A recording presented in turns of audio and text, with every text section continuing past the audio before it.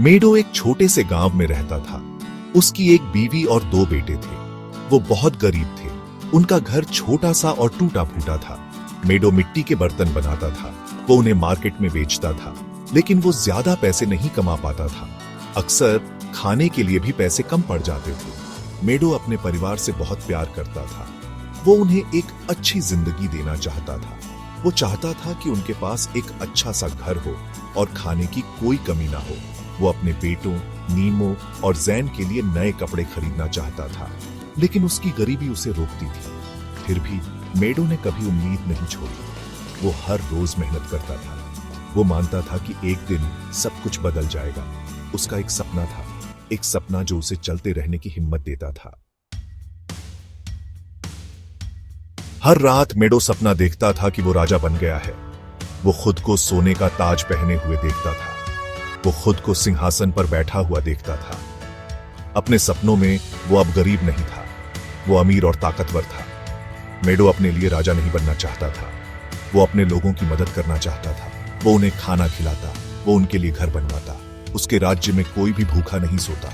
वो जानता था कि उसका सपना नामुमकिन था, लेकिन यह सपना उसे उम्मीद देता था। ये उसे आगे बढ़ते रहने की ताकत देता था।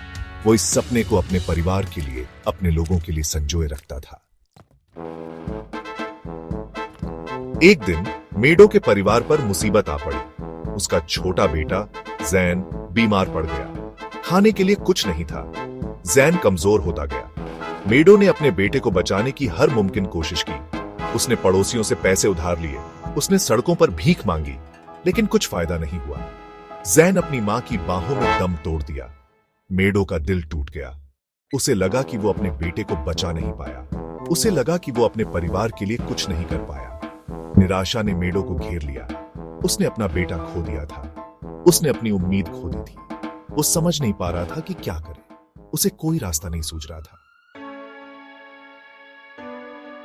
Section 4 clay to gold. Meadow अपनी झोपड़ी में बैठा था। उसके चारों तरफ उसके मिट्टी के बर्तन थे।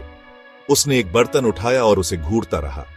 काश ये सोना बन जाए, वो फुसफुसाया। उसने पूरे दिल से दुआ मांगी। उसने एक चमत्कार की कामना की।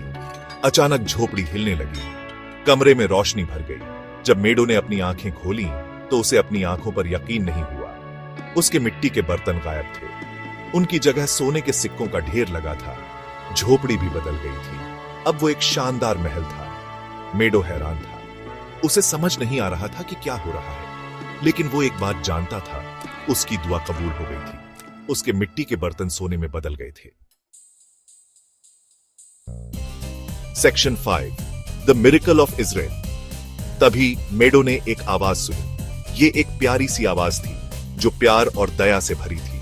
मेडो, आवाज ने कहा, तुम्हारे विश्वास का फल मिला है। मेडो ने चारों तरफ देखा।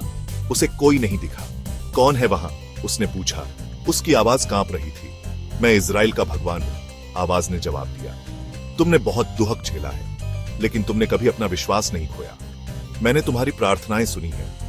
जैसे ही मेडो अविश्वास में देख रहा था, उसका बेटा जैन उसके सामने प्रकट हुआ। जैन स्वस्थ और मुस्कुरा रहा था। वो दौड़कर मेडो की बाहों में समा गया। Section 6 a divine message. Meadow को सच्चाई का एहसास हुआ। भगवान में उसके विश्वास का फल मिला था। उसे एक दूसरा मौका दिया गया था। उसने अपनी नई दौलत का इस्तेमाल दूसरों की मदद करने का प्रण लिया। मेडो ने अपनी कहानी सबको सुनाई। उसने उन्हें इजराइल के भगवान के चमत्कार के बारे में बताया। उसने समझाया कि विश्वास और आस्था पहाड़ भी हिला सकते हैं। लोगों ने मेडो की बातें सुनी। वे उसकी कहानी से प्रेरित हुए। उन्होंने भी विश्वास की शक्ति में यकीन करना शुरू कर दिया। उन्होंने सीखा कि सबसे बुरे वक्त में भी उम्मीद की किरण जाग सकती है। उन्होंने समझा कि विश्वास के साथ नामुमकिन भी मुमकिन हो सकता है।